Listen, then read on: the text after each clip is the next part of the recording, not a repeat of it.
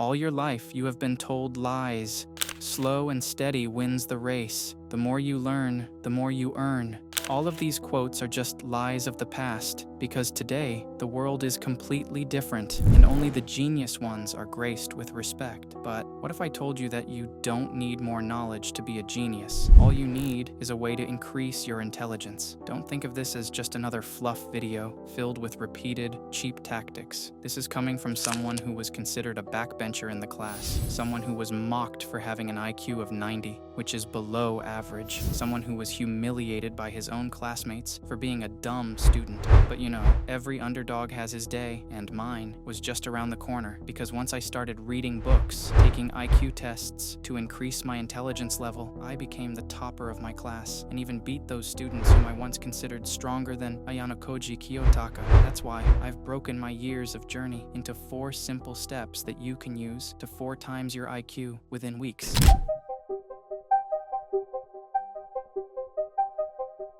Whenever someone asks, what's the strongest part of your body? Most people say it's the biceps or the back muscles, but in reality, the strongest part is your brain. It can be your best friend or your biggest foe, unless you nurture it, tame it, and make it obedient. Think of hacking your brain like training a dog. You have to feed it healthy food, you have to clean it, and most importantly, you have to tame it. However, most people treat their brain like cheap hardware stored in the attic, filled with dust and webs. There's a concept called neuroplasticity that rewires your brain. If you think intelligence or IQ is related to genetics, well, this proves it wrong. Neuroplasticity allows you to store more information, and your brain starts to adapt to new conditions. Ayanokoji uses it himself and trains his brain like a muscle that grows bigger and stronger over time. That's why he always indulges in brain training practices like chess. Not only that, your brain remembers things more precisely when they're attached to your senses. For instance, chew gum while preparing for a test, and then chew the same gum when taking the exam. You'll notice your brain starts to throw in lessons from the studying session, but there's one deepest and most secret mode to hijack your brain.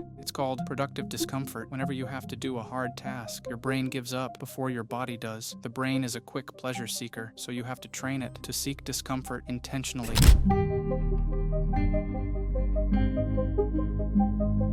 The second step is going through the failure loop. When most people see a challenge, they give up before even failing. Ayanokoji does the opposite. When you fail, you think you're dumb. When Kiyotaka fails, he sees it as a way to improve. You start a side hustle, don't see results in 2 months, and the first thing you do is give up. To succeed, all the greats in the world had to go through failure, but the only thing that separates you from them is you give up. Instead of asking yourself, why am I failing? Ask yourself, what am I doing wrong? Develop a habit of breaking the problem into smaller problems. If you're not getting good grades, write down the reasons, and in front of each problem, write the solution. If you fail again, do it again. Develop a habit of continuously going through these failure loops. Even if you're not facing failure, try to solve problems for others so your brain doesn't get stuck in one place, and it will gradually grow. But if you solve a problem, how do you know you're improving? Well, seek feedback from the ones who are better than you. Just like it is said, feel the pain, smile at the pain, accept the pain. Ayanokoji thrives in pain because he knows that others will give up, and the only person left standing will be none other than him. However, the most important thing to remember is that a failure loop is not a one-time thing. You have to constantly go through these cycles, because just like iron is molded under high temperature, the great is made under the high pressure of pain. It's only up to you to decide whether you'll give up in the face of these difficulties or face them like a real man.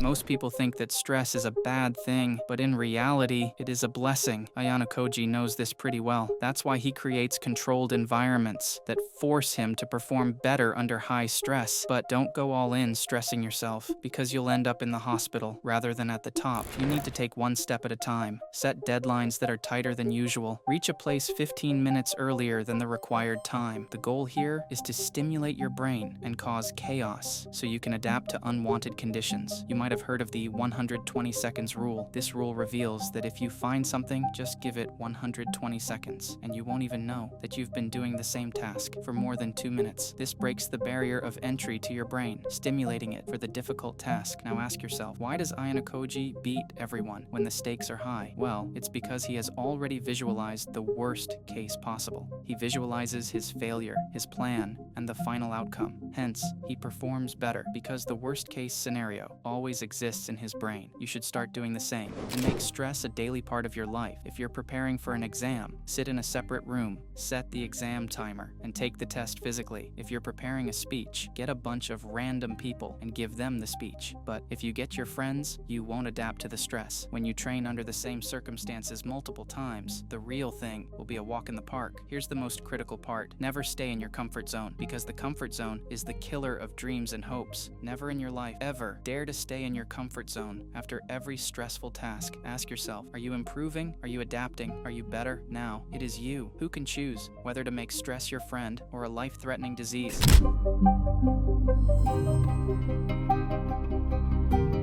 The 2R technique refers to the reversal of routines. It's something most people don't tell you about, but this is one of the most proven techniques to improve your IQ. Ayanokoji's secret is that he doesn't think from his perspective. He sees everything from his opponent's eye. Imagine you're in a group and some members are failing to cooperate. Instead of shouting and getting frustrated, wonder, what are the reasons? How would they solve their situation? And then guide them on how to resolve those reasons. Another way to boost your intelligence quotient is by taking a topic, defend it, then debate the same topic with the opposite views. This gives you a clear map and sharpens your intelligence. It's like being on a battlefield and fighting from both sides. But that's not all. The 2R technique also means changing your routine with something different. If you brush your teeth with your right hand, start using your left hand. Your brain will begin to create new neurological connections and pathways because it's no longer working on autopilot. The main goal of role reversing is to trigger and confuse your brain, because once your brain learns the basics, it stops learning. Automation kicks in, and you won't even realize you're doing something anymore. If you're a gamer like me, you can play chess, but from both sides, or try playing dual N-back. This involves remembering a sequence of letters and a sequence of positions at the same time. It combines visual and auditory stimuli, which is the only proven way by scientists to increase your IQ.